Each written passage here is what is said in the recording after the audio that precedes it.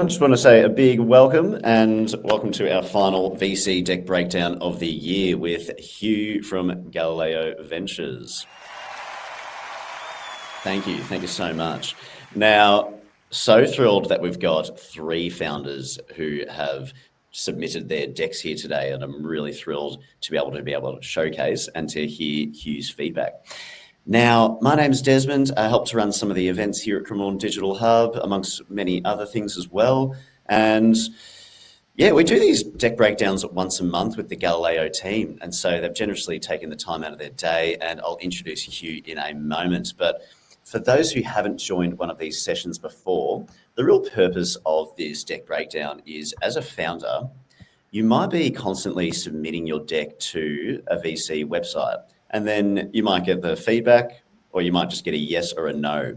But sometimes you don't get that constructive feedback that you can take on board to understand why that was a no.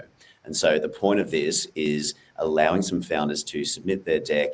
For Hugh, a VC who goes through decks and gives feedback every day, for him to be able to go through it publicly. Also, Hugh has never seen these decks before, only just sent them through to him. So you're going to get a real live action feedback, but he's just going to give some really constructive feedback for these founders. So then they can take that away and update their deck. And in the past few sessions, we've had some really, really good insights. And so I'm so thrilled that Hugh's come back to be able to mentor the next generation of founders. Now, for those who don't know anything about Cremorne Digital Hub, just sending the link to the website there. You can find a lot of the different pieces of information and all the various different links. But most importantly, just sending this link into the chat. This is actually the Cremorne Digital Hub events calendar. So a few upcoming events worth shouting out. Next Tuesday, we'll be running the year that was in VC. So it's a full summary of everything that happened this year. Hugh was actually one of the VCs on that event last year. And so we do have some other VCs who are going to be reviewing the whole year, the good things, the challenges that the state and Australia needs in the ecosystem, and also some really actionable advice for founders in the room. And then even more importantly, in my biased opinion, 2 days after, we've got a Christmas party with Megan from Aussie Founders Club, and it's going to be here. I don't think there's ever been a party with a DJ at this venue. And so we're making history next week, so get along to that before they do hit capacity. Now, without further ado, I would love to introduce our expert VC to the stage. Hugh, if you're happy to pop yourself off mute, I'll enlarge your face so everyone can see you, and would love for you to introduce yourself and talk a bit about what you'd like to talk about for today. Hello, everyone. Lovely to meet you, and thank you again to Des for inviting us along. I guess... Do I do background on the fund, or do you want me to just jump straight into it, Des? Yeah, just a bit about yourself. You've got a few accolades in the past as well. Anything you'd like to say? I'll just share some links. I'll share Hugh's LinkedIn profile and then some information about Galileo. Sure. So I guess as a fund, we're a pre-seed fund. So, we aim to be really the first check-in. For a lot of we just finished investing out of the first fund. We had 25 investments. Some of the local ones you might know, Andromeda, Tixel, we were at Andromeda's office last night actually, and Kite Magnetics, which is doing electric aircraft engines and automotive engines. And Relevance AI is in Sydney, who's one of the AI companies in the portfolio. I'm a founder myself, so actually run a software company. But really the aim, I guess, as a really early stage fund is to try and talk to founders really early, and everyone sort of says they talk really early, but fewer VCs, I guess, we've seen maybe actually invest that early, particularly in founders that don't have previous exits and things. And so we sort of started this format on our podcast, and the CDH team has worked with us to kind of bring it to a much bigger and better format. Amazing. Now, I would love to introduce our first founder to the stage. Now, what we're going to do is that Hugh is just going to share his screen. Now, we've got Greg, who has a PR startup. Now, Greg is a former journalist who has now created a tech platform to help with people in that industry. So Hugh has not seen this deck before. We're going to get a real fresh version of this. And essentially, we're going to have about 10 or so minutes of Hugh giving his honest, candid insights and thought process as he is going through.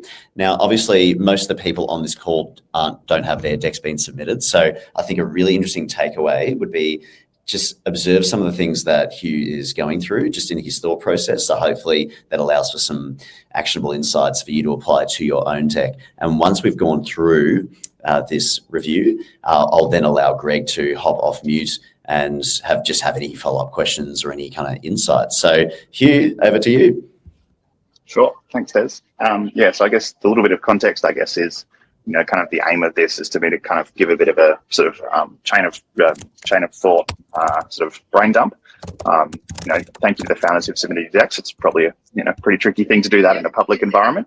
But really, I guess the whole thing is, and the intent of this really is a big part of our job is looking through these decks really quickly. And what we find when we talk to our own founders is like it's really easy to somehow get the wrong message across or send a different message to what you think you're getting. And it's a bit like, again, I sort of say to people, when you haven't sort of sat on the hirer side of a hiring thing, you don't really understand how to write a CV. And once you've had to do 200 or 300 or 400, an hour of resume screening, you get a really good idea of like what makes a good resume and a good cover letter. And decks can be a little bit the same in that we see obviously a lot of them. And so the aim here is, again, not to be judgmental on any of the founders, but the aim here is to just kind of, dump my thoughts. And, that's kind of the intent, and then sort of give the feedback, I guess, we'd give our own founders. So without further ado, thank you, Greg. So Signala AI, I like and I hope you can see my mouse. I always like the little summary thing here, although I will say first comment, a gamma link. So Gamma, for those who don't know, Des was new to this, is one of those sort of AI presentation generating things. I always go, how much of this was AI generated? So that was the first thought that I had, but let's find out. So I like nice, simple for early slide, very clear. Okay, this is what we're doing. I go, okay, like, is this going to be a company that's going to suit us? I'm like, always tricky selling to startups, particularly early stage startups. I'd say this is an early stage VC because they usually have no money. But very clear as to what the company does, which is, I think, a really important part. Okay, the problem. I have a little bit of knowledge about the problem. So, I used to be a little bit in the world of being a hack, so understand a little bit of it. The problem, priced out, agree. Time drain, agree. Outreach, yeah, agree. I think, this one to me, I'm sort of go, it's a good, simple way to show the problem. I like the sort of layout as well. I think the tricky thing for me would be to say, outside of just the credibility and affording piece, as a ex-hack, and certainly having seen our founders with it sometimes, I'd say the missing part here is probably the piece of founders don't know what is actually newsworthy. So I'm now sort of thinking to myself, I wonder if actually going to try and solve that as well, beyond just sort of like the basic, I guess, piece of how they shape it. So good, simple problem slides. Again, I get the problem slide. Why this problem exists? Now, this one I'm sort of like too much problem slide. But again, I'm, sort of think to myself, I'm a little bit more sophisticated, I guess. Like I sort of know, I know of the problem and have sort of seen the problem. So it's a little bit of an easier one for me to grok. So maybe some people need a second, but typically I would say not really necessarily needed. So, manual work, yeah, sure, I agree. And I think, broadly speaking, a lot of people just don't understand it, which was what the previous slide said. So we haven't gone problem, then solution. We've now gone problem to team. So I would probably have gone either team first, then problem, then solution, or problem, then solution. That's sort of a bit of a disconnect. Found my fit, great. It essentially just says journo. And so that's great. Again, that could have been something that's a sort of a shorter, simpler piece than this. But if I was reading this deck, you often have a read deck and a kind of presenting deck. I was reading this deck, gives me a good bit of context, everything else. But nice to have a photo of you on the side. I know it's a bit stylistically, but nice to have a picture of you. People like pictures. Okay, so now we're on the solution. So the solution, PR probably found it. I don't know how early the product is. This says to me, using a sort of like stylized graphic, says to me that it's probably not built yet, or it's not really doesn't give me an indication of where the product is yet. So that sort of is the style piece this fits probably its style. But the message it gives me is, this is still just like an idea stage thing, or is this still an idea stage thing? PR for every founder, yeah, sure. A lot of people have tried to build PR tools, and for better or worse, and most comms teams don't really, and comms and PR teams don't really use them. So I go, okay, we'll see how it goes. Interesting to look at this. Again, my sort of religious view, again, religious view for me means that, like, you can't really prove it right or wrong, but people sort of hold it quite close. My religious view would be it's, like, PR is hard and complicated, and I agree, but oftentimes founders over-index on it. But equally, let's see. Okay, so, and this to me says, okay, so we're doing presumably some sort of SaaS thing, and we're sort of doing the workflow tooling piece. That again, I remember probably 10 years ago we were starting to do this without the AI piece, but presumably there's going to be AI. So 2 core workflows, great. Press release drafter, great, interesting. I immediately think to myself, this I wonder how much kind of this is a step above just feeding into a ChatGPT equivalent. Again, better or worse, you're going to get that question a million times, obviously, every AI company does. But, sure, I agree. Startups don't understand what the structure is, typical structure. And, I'm like, yep, okay, that's nice work, I think. This one's interesting. System identifies historian. I actually don't know. I haven't really tried this, I guess. I don't know how well a lot of the tools manage to do that kind of thing. Again, it's kind of the craft of a good PR or journo person, is really being able to work that piece out. Finds relevant journalists, sure. And, that'd be interesting. Funding announcements, yeah, sure. Product launches, interesting. I mean, you've got an interesting question of seeing how many early stage startups ever get a product launch into any form of media, but maybe that's a difference in experience. Growth milestones, yeah, okay, yeah, and like certainly the commentary piece, but again, that's that interesting. Like, how do you establish someone in that context? So I sort of go, yeah, okay, I get the sort of product space, and good to see the little list of use cases, as well as being really clear on what the sort of early version of the product is. Market opportunity. Again, you have a lot of sort of arguments as to whether these sort of TAM slides and like the sort of market sizing slides are really good or not. I go, this is sort of one of those ones where I go, I'm more interested probably in this piece here of like the business model piece of, okay, so if you're thinking this can be priced like $100 to $200 a month, yeah, there are other things like the source bottle and stuff like that, I guess, like trying adjacently in that space. And obviously you have help a reporter out in the US and things like that. So I'm like, it's like within kind of the price range. And I wonder how much like this is going to be the kind of thing, like what I worry about this sort of thing is like, does the founder treat this as a thing where they just sign up 1 month and churn the next month, and like how you sort of keep that stickiness and engagement without just sort of like, having that inherent thing. So interesting to see. I wonder if there's really that many again, depending on how you define early stage startup. New company startup is a bad example of how I'd calculate a startup. And the reason I would say that is because like you have this problem, in Australia has the same problem of like net new ABNs is like, the local cafe is there for a startup, and like it's a different kind of market. And a formatting thing, as you can see on my screen, the formatting thing, and presumably there's a million or a billion or whatever, this one's cut out. So again, interesting thing of just like some of these newer tools. I'm probably if I change my sidebar. Oh no, maybe not. There you go. I don't know. Good simple market opportunity slide. Like I said, I don't really care about these things in early stage startups, but that's again one of those religious views. Moat. This is probably a good one actually. So this is a good one, and I would maybe be a bit more direct even on this, and like being very clear about the piece of like the ChatGPT argument, because it's like that every investor's going to ask. So defensible moat, brand and trust. Maybe long term, maybe. Knowledge graph, interesting, sure. Training data feedback loops, interesting, sure. Again, how much will startups really enjoy that? User presented editorial experience, I think that's really the piece I agree with, where that's kind of the bottom piece. Or can't be copied. So proprietary training, this is interesting, and I wonder how, again, this sort of says to me I should ask the founder about how they've built this. This one's an interesting one as well, of learning company narratives. Like I know for my software company, we've done some work in terms of building custom GPTs and things like that, that help us with some of our, not PR side, but, product launch language and things like that. This one has to go, is that really and the newsroom experience, I go,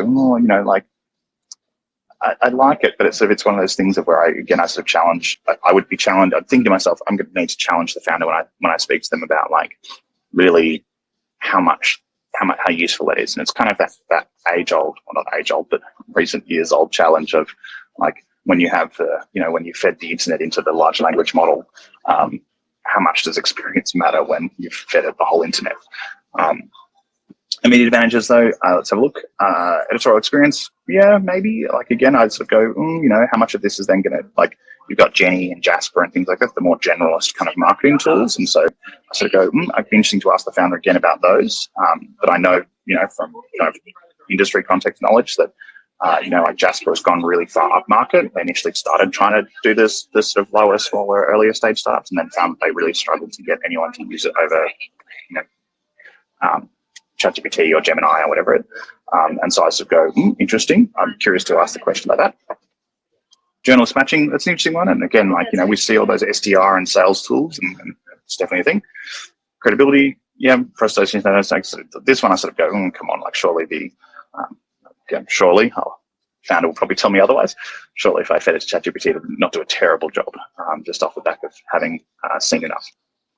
Business model. So this to me is a little bit like this piece, in the sense of that's what I found interesting about it. But interesting having just, heard and talked about that piece of how some founders will see it as a more like transactional piece. So that's an interesting model of saying you could do like a, monthly sub and then a pay-per-use. Interesting. Okay. Add-ons. Yeah. Okay. I wonder with these ones sometimes if the outcome here should be more about, like, I sort of go, is this add-ons, or is this really like, should this be more of a marketplace piece? Like, what is the future here? And again, this question I'd be asking the founder, writing my notes, ask the founder, is, like, what is the role of PR people, knowing they're probably not going to go away? So many recruiters haven't gone away. It's not in the next 10 years, probably. What is the role going to be? And like, is your role actually in having some space where you sort of have that upgrade path, a bit like Law Path and stuff like that has done a very good job of kind of upgrading into now you can talk to a lawyer, and there's sort of built a marketplace for that. Customer economics, I go, okay, like good to see the thoughts here, but we'll see what that looks like. Early validations, I'm like, okay, cool. So this is still a small number of interviews, like 5 founder interviews, and like not quite as many as I would like. But this sort of, again, I haven't yet seen anything about where the product is, and this looks like a generic AI generated thing. If I look really close. So this obviously isn't a product photo, so presumably it's still idea stage. So this one I sort of go, yeah, okay, and everyone always says they're interested in early access. Founders lie, so I say that as a founder. But I'd be immediately going, okay, we've really got to clearly push more of that validation piece. The good ask slide. My only comment here would be, I don't like having to add. I mean, I assume these add up to 100%. I really hope so. But single pie chart much easier. This is like those CVs that have those weird little scory things. I really don't like them. But again, it's probably a stylistic question. We haven't really seen the rest of the product piece, so I sort of go, okay, cool. So this is still a yet to find a tech co-founder. Some VCs and things like that will just sort of not invest categorically pretty much until you've at least identified that person. Others won't. Variable, but good to see that the model here is technical co-founder, not we've scoped it out with some dev agency and everything else. So that's a positive piece for me. Go to market 20% is pretty a little bit high for a thing. 70K. I mean, like this, the founder salary piece, like I kind of bucketed into like ops stuff generally. Founders should get paid something, to be clear. 70K for legal. I'm like, how much of that really is legal? Because you're probably spending too much if you're spending like 50 of that on legal and 20 on the founder salary. Journalist database, I go, is that 20? Is that really giving me 20K? Like 20K is a lot. That's a lot of scraping, a lot of internet scraping on that one. So again, it's one of those questions of, okay, so how are you really thinking about this 6% of the pie compared to where you put infrastructure into R&D here? And I think that's it. So I would put the only final comment, I don't know, Dad's going to get going. The only final comment is I'd put at the end the same thing of, I just copy this slide again, like contacts, blah, blah, blah. And this is the other thing, now that I've gone back to it, have we identified the technical co-founder? So this is where I'm like, maybe it does need a team slide to show me that that's actually, that person's been identified. Because I would normally see, when I see something like this, I would see and assume that means you haven't identified that person. And that's it. So I'm going to go back. I can't see the actual, unfortunately, I can't see both at once. So I'm going to unshare my screen. Or actually, I'll keep my screen shared in case I need to come back to it. Might be easier. And yeah, that was my thoughts. Amazing. Thanks so much for sharing. It always takes such a big load of courage for any founders to be able to submit their deck. I really appreciate Greg for sharing the deck. And Greg, what I'm going to do is I'm just going to add you as a facilitator temporarily. So you'll be able to pop yourself off mute if you did have any questions, if that worked. While I'm doing that, I just had a quick question for you, because that's quite a new concept for me to see Galileo, to see, was it Gemma or Gamma? Is that what it's called? Gamma. No. For you, seeing a deck come through like that, is that a good thing or a bad thing, using something like Gamma? I don't know. I don't have a strong view on that really, and that's where I sort of go, oh, interesting. I haven't seen this before. Like, personally, as a VC, and like even like again, got a lot of religious views on DocSend, no DocSend, everything else. As a VC, like because sort of our strategy is to try and sort of like look at how you change over time, even if a company is a sort of no for now, but like let's see where it goes in the future. We kind of like to actually, and this is, I guess, a FYI for startups, we like to keep a snapshot of what the company has sent us at that point in time. So like if you send us a DocSend, I'll PDF it, or I'll like screenshot each of the slides and PDF it and put it in our CRM. But then that means that when we talk to them again, we can go back to it and go, oh, we spoke to this person 6 months ago. Like, how's the idea changed, or how's the traction changed, or things like that. So you've got to kind of assume that we'll kind of snapshot what you've got, if that makes sense, either mentally or in notes or otherwise. And so with stuff like this, I sort of go, like, how much of this is, and like, as I said, like, stylistically, I'm sure it was very easy, and actually it's quite a nice looking deck. Founders often produce really ugly decks, including ones in our portfolio. So stylistically, I'm sure it was very, very helpful. But I don't really have a strong view. I don't know. I haven't really thought about it. It's probably the first one I've seen. Yeah.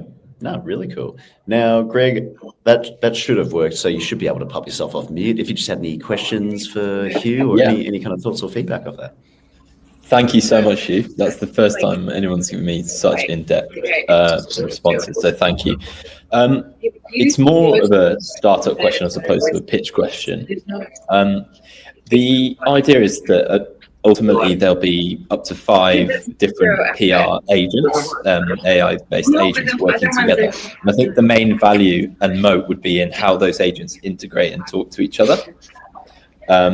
So the question is, I can't build all 5 straight away. So the moat is actually not necessarily as strong as it would be at the start as it would be later on. So like, how do you defend something that you can't fully build at the start?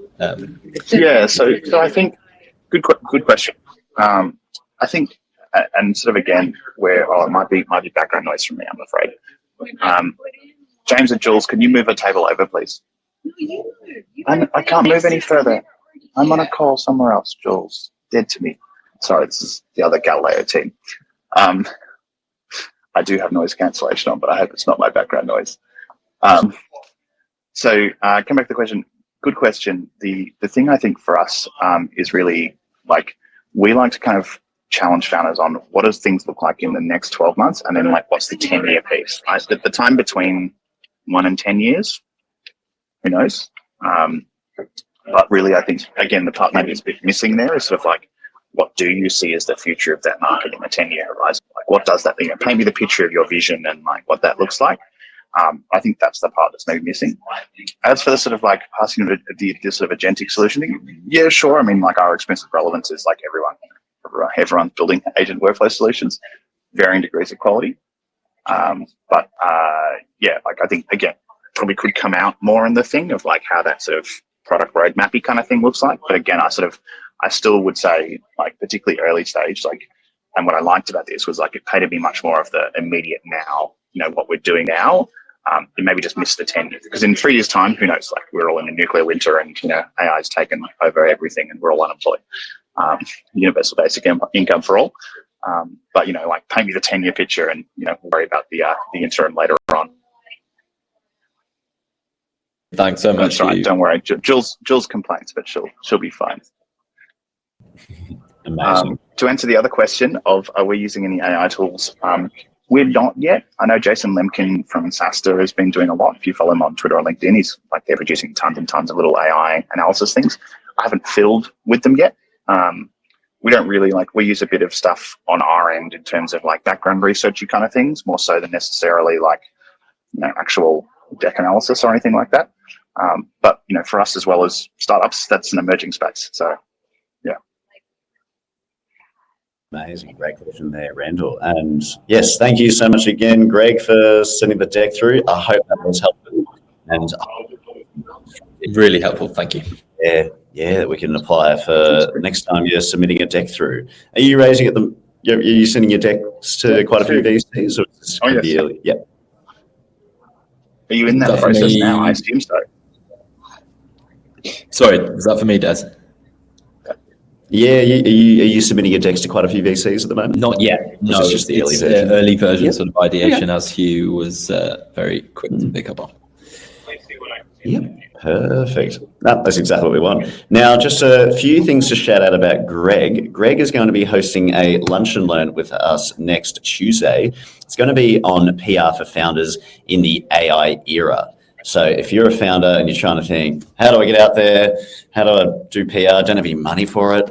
This is for you. So perfect opportunity to be plugging that. He also has a survey. Obviously, with a founder building something, any type of feedback is a gift. So I just wanted to circulate Greg's survey just here, testing better ways to share your company's news. So if we could give Greg a big thanks, I think he would appreciate the thank you being in the form of filling out that survey. So then we can help him help his product in better ways. So thank you again, Greg, for hosting next week. Now, next up, I would love to encourage you to share his screen for our next founder. Now, we've got Millie from AI Millie. Love the name. Now, I've heard Millie pitch at quite a few pitch nights, and she's also been kind enough to submit her deck here today. So over to you, Hugh. Sweet. Okay. So awesome. Thank you again for submitting your deck. Comment one, interesting piece, and like that side note piece. I noticed you Papermark, sure, open source DocsEnd, and again, religious views on DocsEnd, plus. But you'll notice the title of the tab, Papermark, open source DocsEnd alternative, branding Papermark. I sort of go, oh, is this like, what is the company? And I think the reason I wonder that is also because there's no like logo-y thing on here.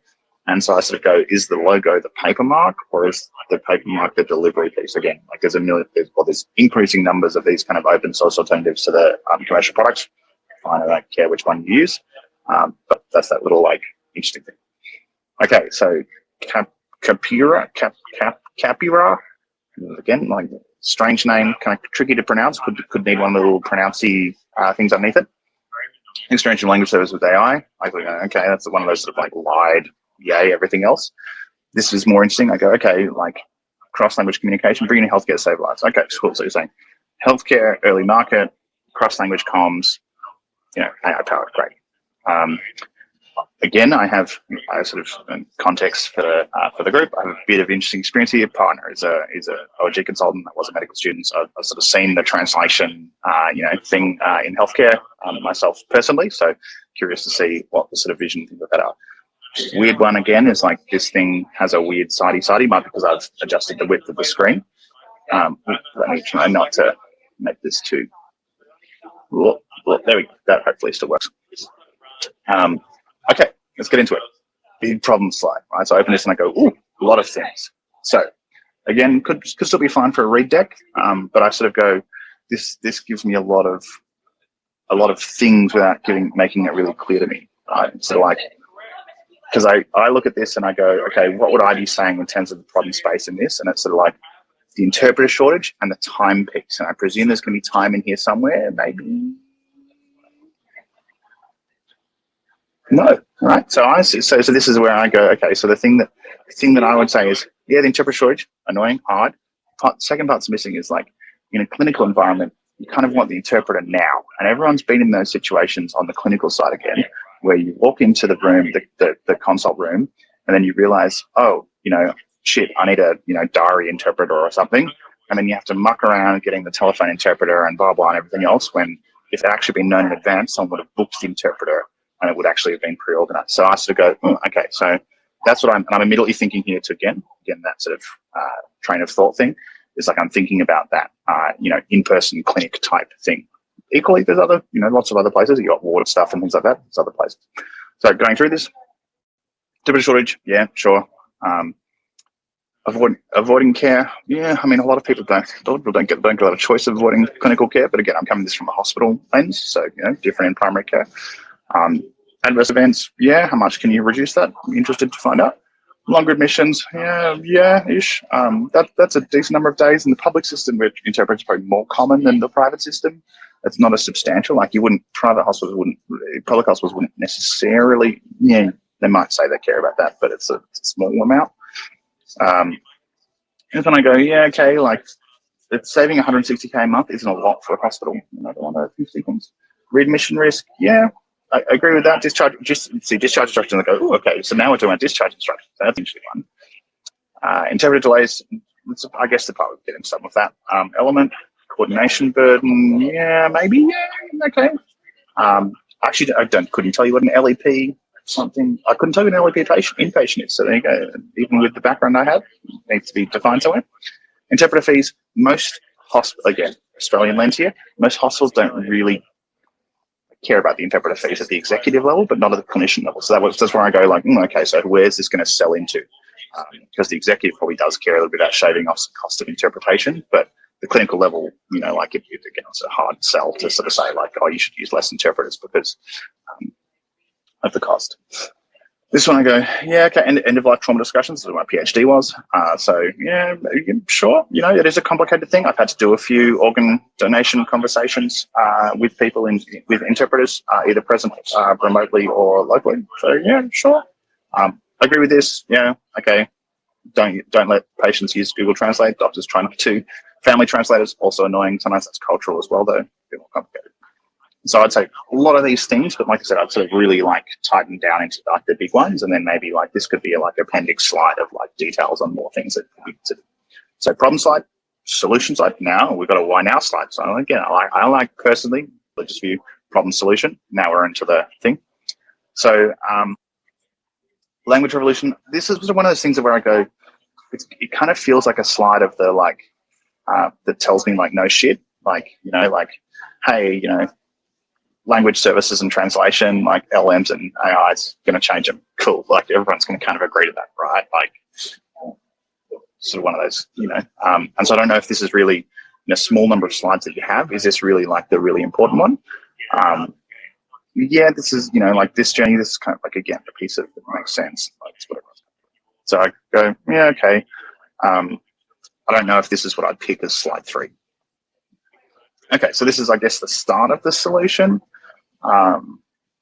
So here we go, Monash Health, great. So interesting, see, this is where, now I've got interpreted delay. See, delay is in here. It didn't come up earlier. So here we go, interesting, again, quite a detailed slide. I don't know if I'd necessarily give that much detailed slide. I sort of wonder with this, like, what's really the one message, right? It's like, are you justifying the piece of why healthcare is important? Like I said, I sort of know why healthcare is important. Like, yeah, it makes sense. But like, what's that one message? And that's often what we ask founders sometimes when these sort of things come up, when you put a lot of detail into the slide. It's like, what's the one message I should be getting out of this? Like, is it savings? Is it wage offsets? Is it clinical hours? Like, what's the big thing? And like, in this context, for example, I'd be saying, well, for the hospital, the clinician, sure, likes the time saved, stuff like that. The clinician doesn't really, in some ways, not totally exclusively, but clinicians doesn't really see the annual savings. It's not their problem. So, like, where exactly, like, what is the clinician saying, or what is the executive saying about what's really important here? This one, I think we already had that back here somewhere. There you go. So I don't know if you need to, again, say the same thing. Maybe there's a reason for that. But yeah, this one is one of those sort of like, what's really the one big message? Because it's not really clear to me. There's lots of potential like sort of messages I could take from this. Number 5, product evolution. Okay, so this is, again, there's a problem with some of these AI things. See how the two of them look, I assume this is AI assisted, generated. Two of them look very similar, right? Similar design to the 2 previous ones. That's why they can be risky with these things sometimes. It's a bit like the old school PowerPoint when you first have the themes. Anyway, so product evolution roadmap. So this one doesn't tell me sort of what we've built so far. Like, and like, I think these timeliney things, the best thing is to be able to show like what is built and live now, what's coming soon, and then the 10-year, right? Because this one is where I go, oh, okay, good to know that you're in for like 5, you're thinking cross-sector expansion. I wonder if that's going to be, again, I sort of go, people's thoughts about 5 years is almost always wrong, including my own. This one I go, automate discharge summaries, I go, oh, sigh. You know, every VC has seen 5 million of these, for better or worse.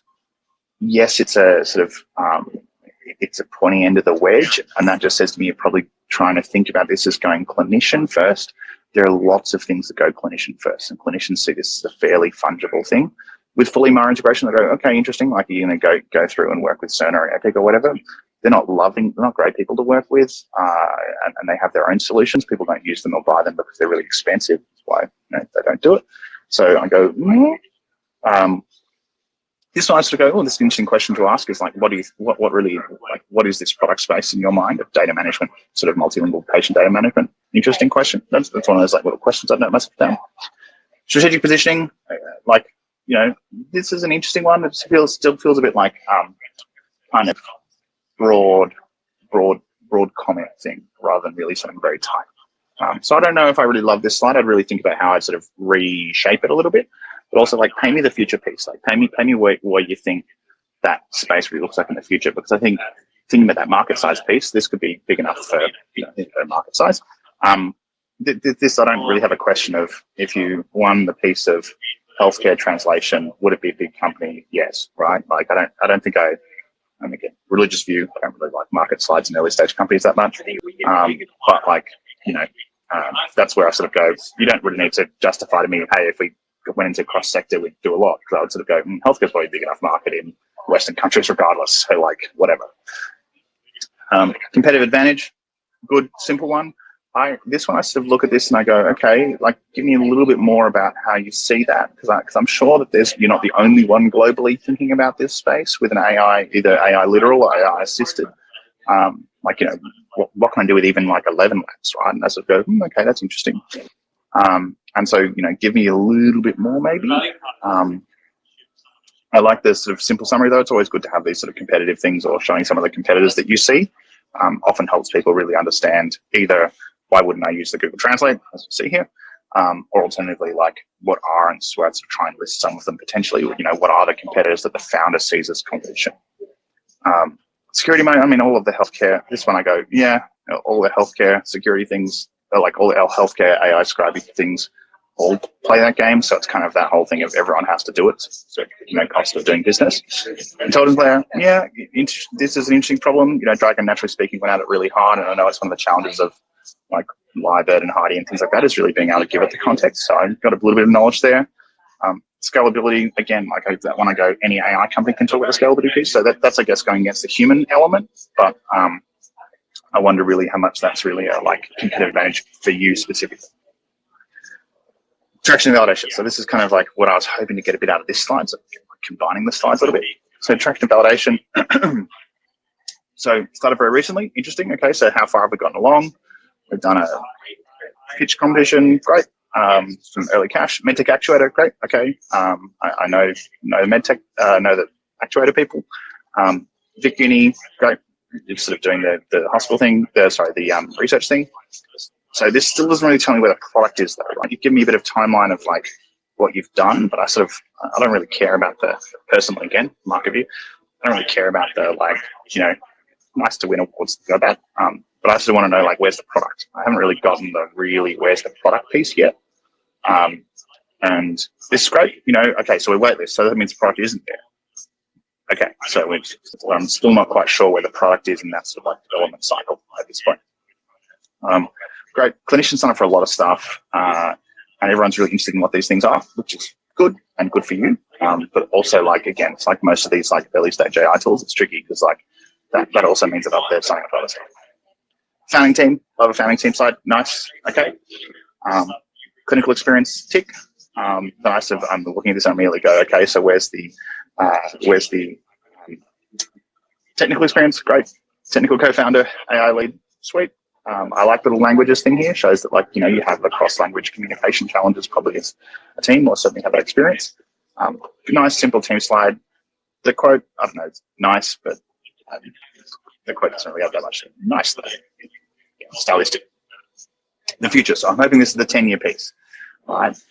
giving every person. So this is the, if I assume this is the 10-year piece, then I go, this is a healthcare thing, right? So coming back to that piece of like maybe 5 years going to be cross market, I go, but this is all about healthcare. I like the healthcare mission. I think it works well with your background if you're a clinical nurse.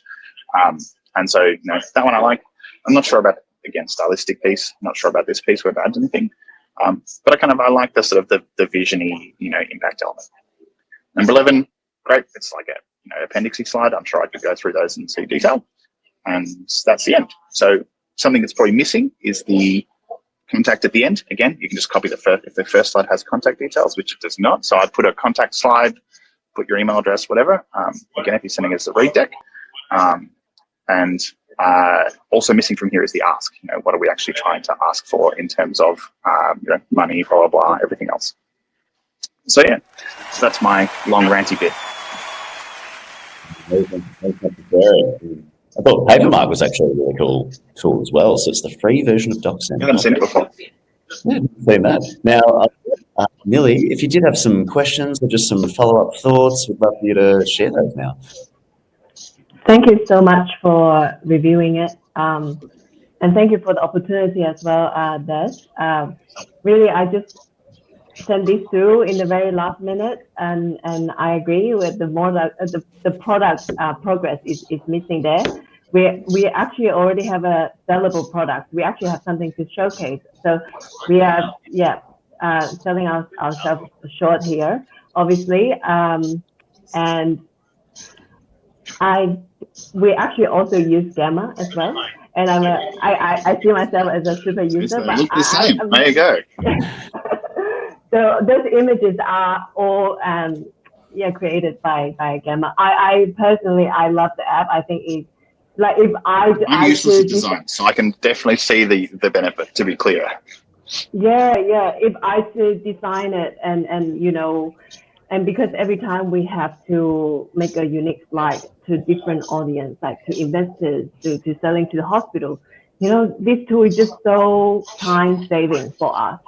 And it looks good. If I should do it, it doesn't look like this. It's probably like from primary school. Definitely agree. But I think again, it's the balance is the risk then of like the balance, as Greg's one. Yeah, but it's good to know. Almost like Des planned that. Yeah, I agree. Like probably we have to get rid of some of the fancy summaries at the bottom, and I agree it's a bit cringe. So yeah, I think for my takeaway would be really have to showcase where our product it is right now, and the actual traction that we are having right now. And interesting to see, like, you know, your mind going through these slides and what questions that you have in your mind. So it was really helpful. Thank you, Hugh. And we are actually planning to raise very soon. And I don't have an ask yet. Like I said, it's a last minute thing. And if I knew I was gonna submit a puppet, I would ask like $1 million there. There you go. Yeah, thank you. As long as you do one of these when you ask for $1 million, that's what I like exactly. to see. Do you have any final comments? Or have the Persian cat. Yeah. Do you have any?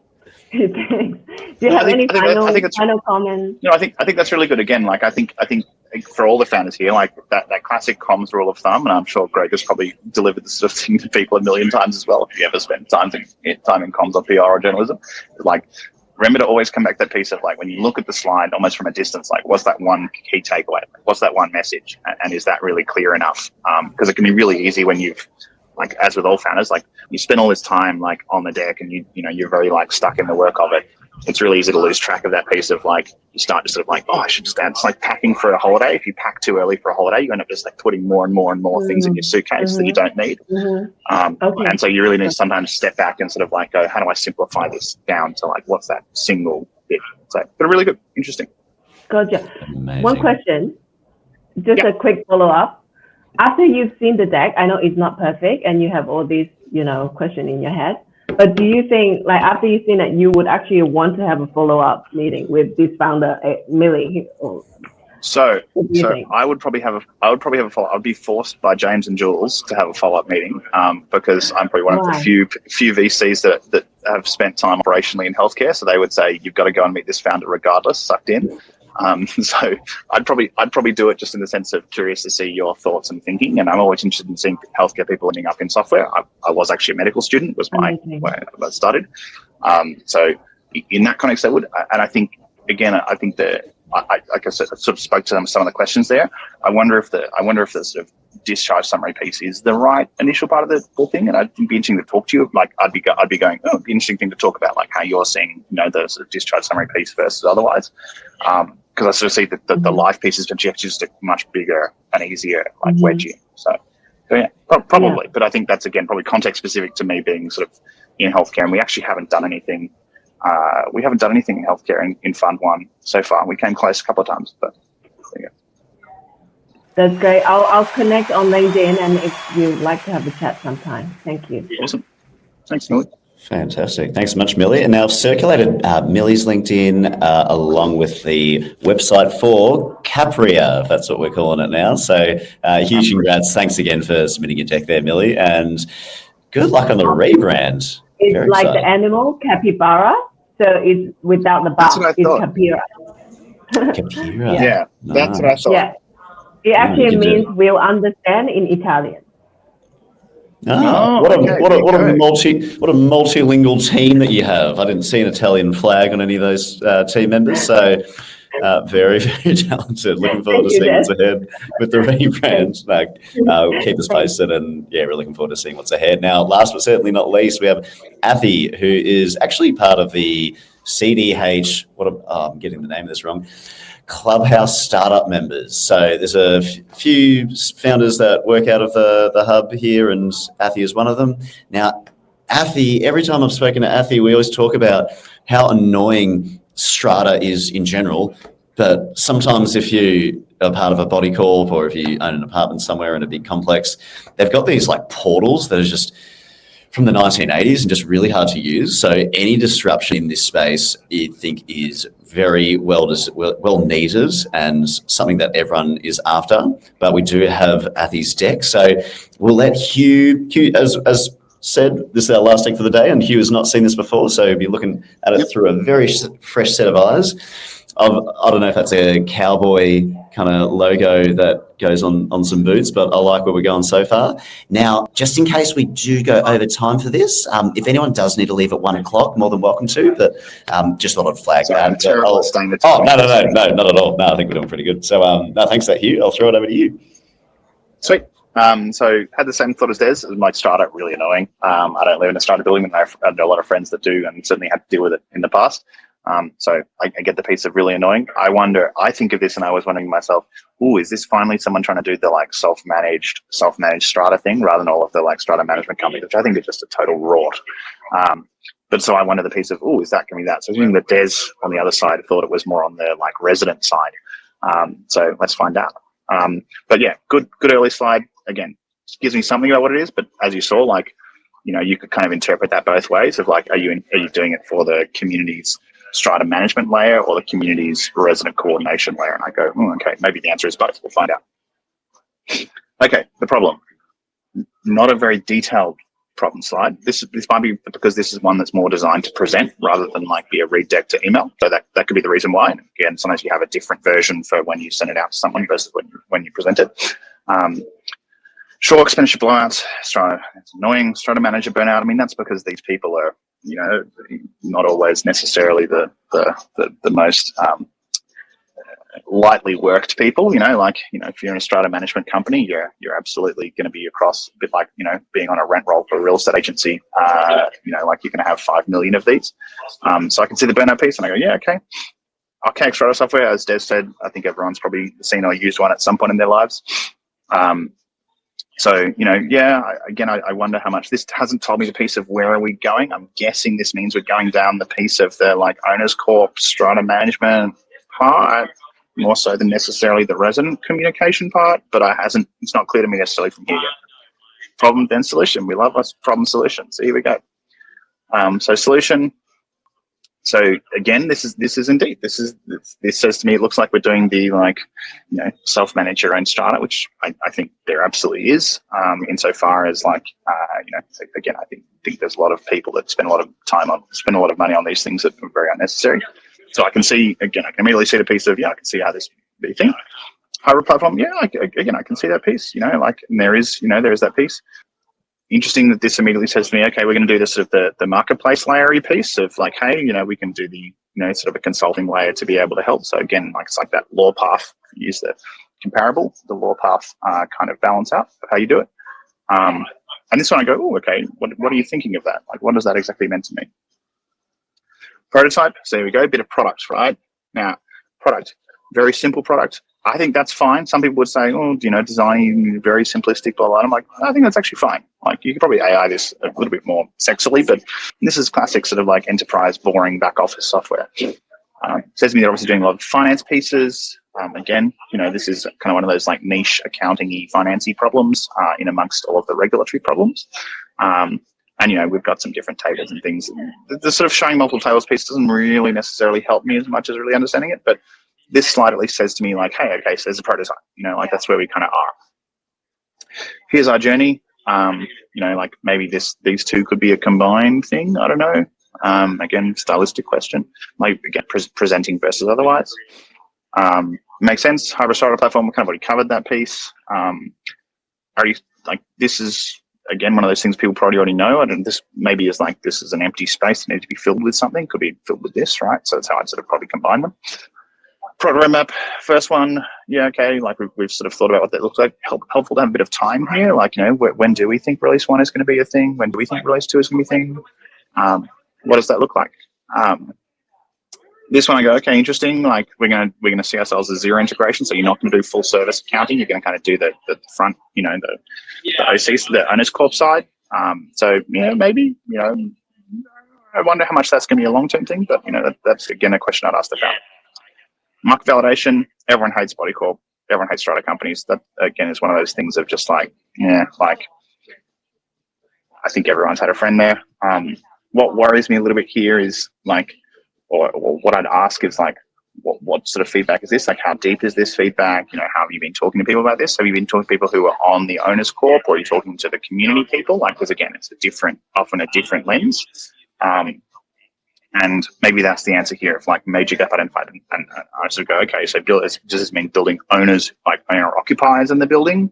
Or is it like, what is that exactly? So sort of, the slide doesn't give me enough context within a read deck context, right? So again, you present, you can obviously use more words, but in a read deck context, trickier.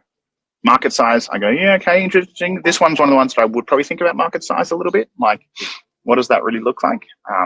And I like the way you kind of tried to present here of like, how you're segmenting the market a little bit.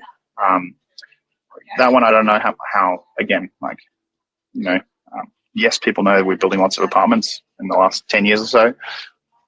Sort of a thing that we already know. So to me, I go, it's interesting the piece of, okay, so you're thinking you're going to do 340K, like sort of, you're going to have what, 100K stratas doing service market of 300 million. So what, you're going to be doing like $3,000 a year. Is that within the realm of price? Probably, I can probably imagine that.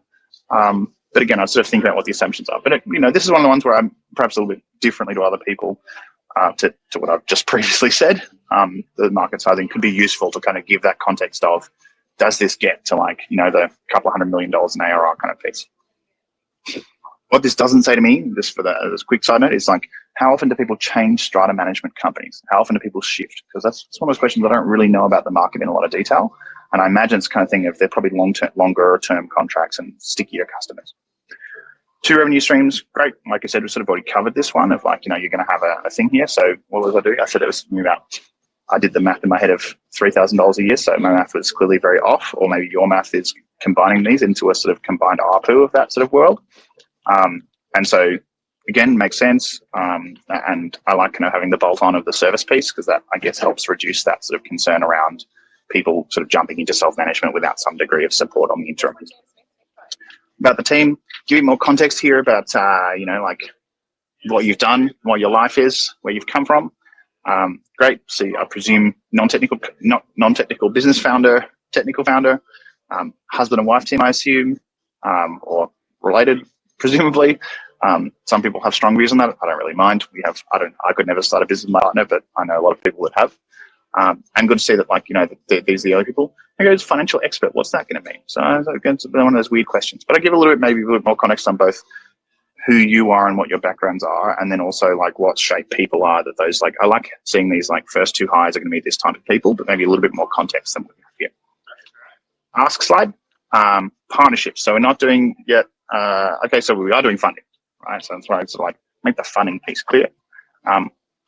My question here is always like, how much funding? Like, what are you thinking? And you know, founders often this moving target. You know, how much really is the right amount that you need to be able to really fund yourself for that like 12 to 18 month period? Like, what does that look like? You know, how are you thinking about that financial side? So that part's maybe missing for me. But again, if you're presenting it like a startup, like a demo day or something, you know, this can be good in saying, hey, like if you don't have access to funding, then you know these people I'm really looking for. And a contact site. So really good, nice, simple. Yeah. So I don't know if you need both of these, but again, might be a presentation deck. But I think, you know, good. I'm guessing from this was a deck made to present more so than a deck to email and read. So again, different styles, and you'll see that like the deep level of information I'd share is different between the two. But yeah, that's kind of, I guess, my thought. Sharing all that feedback there, Hugh. Now, we've got a few more moments, and Athy, you do have the opportunity to hop off mute just if you have any follow-up questions or thoughts.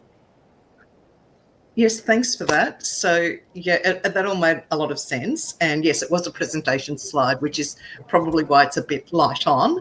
And that's kind of version 2. I did have an original deck, which I had done when I first started this this initiative, and I think I had 3 pages worth of problems. So I've kind of gone the other extreme where, yes, there's obviously a lot of problems in Strata, but I've tried to sort of flesh out what are them. Yeah, I've just tried to sort of narrow it down a bit. And it makes sense. It makes sense that it was a presentation deck. So, and that's again, yes, that's actually probably a very good presentation deck for a presentation deck, but it doesn't give me enough context, and I'm reading it without you talking to it. Exactly. Yeah. So there was obviously the detail. Yeah, just wasn't there, and that's actually my son who's I kind of wrote tricky in the photos. See, there you go. So no, not my husband. And probably, and again, it's a bit of an older deck. So whether or not he's going to kind of come on board as co-founder, that's still up in the air. And yeah, interesting. You asked about the frequency of changing strata firms, and there's definitely some friction around that. And yeah, and because that's where I sort of be really talking to you about that piece of. For market adoption, when you're talking to like people who make that decision, decision maker in the owners corp, like how would they think about changing? Like, because presumably, again, I haven't sat on an owners corp, but I've sort of had to deal with them sometimes. But presumably, they sort of like, once you've sort of settled with one of the reasons that property management, that strata management world probably exists well is once you've settled with one, you probably don't change very often. So there's definitely a lot of friction, and the strata firms are definitely not going to make it easy for you. I've been through that process, and myself, I actually self-manage one of my strata properties. So there you go. So I've actually, so to me, so this is a smaller complex, and it just made sense to remove the middleman because they didn't seem to add any value. So that's where this has all sort of come from, like my own personal experience. So basically, I've started developing an MVP, or the prototype, which is basically just to digitize and automate everything that I'm doing manually at the moment from my self-managed strata property. So I'm just fleshing that out and figuring out what that looks like. You can see Des immediately thought that he hated the sector. I thought I immediately hated the sector. So, that can certainly be a good thing in terms of, it's always good to build in places that people don't like what the existing solution is very clearly. We do know there's lots of strata companies in Australia. 100%. Amazing. Thank you so much, Athy, for sending that through. I hope that some of the commentary that Hugh did give is constructive. As I always say on these calls, a good friend of mine always repeats the expression that feedback is a gift. And so I hope that Hugh's insights into this is a gift to you to be able to help you on your journey. And if there's anything that anyone in the call can do to support anything on your journey, I'll send a follow-up note through Luma with the recording for this, but also with the founders' LinkedIn profiles and their websites, as I've shared into the chat. Would love to be able to support the founders in whatever way we can help. And if there's light bulbs going off in your head, like, hey, I know someone in Strata, maybe you guys can connect or something like that. Would love any kind of collaboration that we can have from this. So just wanted to give a huge shout out to Hugh, who is joined us from the Como Hotel lobby, one of the nice hotels down in South Yarra. Close, exactly. Very close. But yeah, for taking the time out, I really appreciate it. And I've circulated some of Hugh's links in here. So that also may have turned off my camera at the same time. But so we've got Hugh's LinkedIn profile, but also the Galileo website, and importantly, the submission form if you do want to submit your decks. I think on a previous call, Hugh said that they do review all the decks and get back to everybody. So every week. Amazing. Well, thanks so much. And just a last shout out to some upcoming events at CDH. I have mentioned the year that was in VC, so I'll just circulate that into the chat as well, along with the Christmas party happening next week. But also very much looking forward to Greg's Lunch and Learn next Tuesday on PR for founders in the AI era. I'm really keen to be learning about what that means in this day and age for AI, but also particularly for founders who don't have a budget. I think that's a really good topic and a really good thing that you're focusing on. But thank you, everyone, importantly to yourselves, for taking the time out and supporting these founders. So I will look forward to seeing you in the next one. And yeah, stay tuned to the Luma calendar to find out when the next events will be. But in the meantime, hope you all have a great rest of the day, and we'll see you all soon. Thanks, Des. See you guys. Cheers, team.